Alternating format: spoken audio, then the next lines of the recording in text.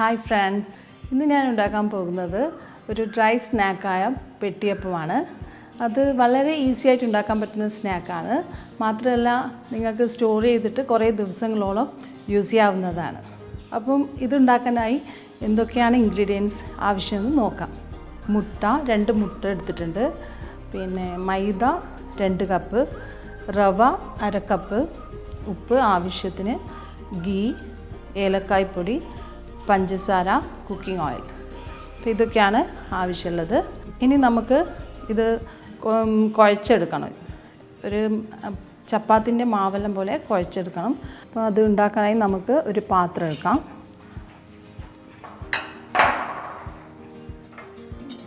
ഞാൻ 2 മുട്ട ഒഴിക്കുന്നു.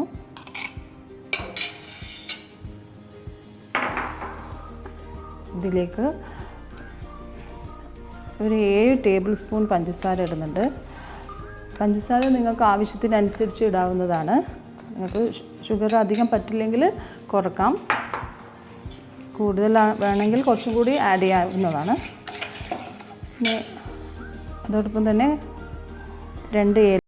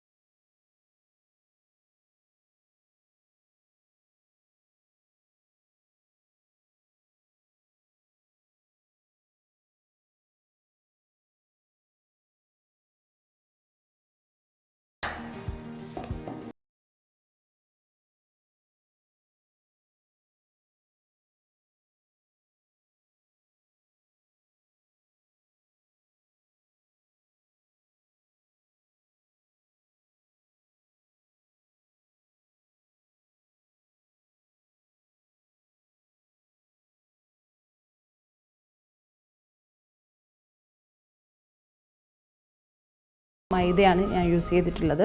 പിന്നെ ഷുഗർ നിങ്ങൾ ആവശ്യത്തിനനുസരിച്ചിട്ട് യൂസ് ചെയ്യാം, ഞാൻ പറഞ്ഞിട്ടുണ്ട്. പിന്നെ ഏലക്കായ് പൊടിച്ചതും 2 ഏലക്കായ പൊടിച്ചതാണ് ഇട്ടത്. 2 ടീസ്പൂൺ ഗീയും, ഞാൻ ഇത്തിരി ഉപ്പും ഇട്ടിട്ടുണ്ട്. ഇതിപ്പോൾ നമ്മളിങ്ങനെ കുഴച്ചുകൊണ്ട് നിൽക്കുമ്പോൾ കുറച്ച് ഒരു ലൂസാണെങ്കിൽ നമുക്ക് ഇതിൽ മൈദ ആഡ് ചെയ്യാവുന്നതാണ്. കാരണം ഇതൊരു ചപ്പാത്തി മാവ് പോലെ കിട്ടണം. പരത്തിയെടുക്കേണ്ട